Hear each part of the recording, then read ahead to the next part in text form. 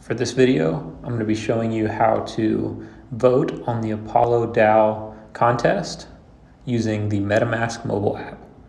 At this point, you should have Apollo in your MetaMask wallet. So I'm going to tap the top left. I'm going to go to browser, and here I'm going to enter app.apollocrypto.org. Okay, so now I'm looking at the Apollo DAO contest site.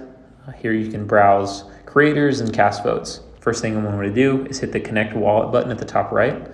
There's different options to connect your wallet. In this case, I'm using the MetaMask app and the MetaMask wallet, so I'm going to hit MetaMask. I'm going to confirm that I do want to connect, and at the top right, you'll see the address is filled in. Now I'm going to browse creators. I really like Apollo Ted, so I'm going to cast a vote for him. I hit confirm. It's going to take me to my wallet to confirm that I want to sign this message. I'm going to hit sign.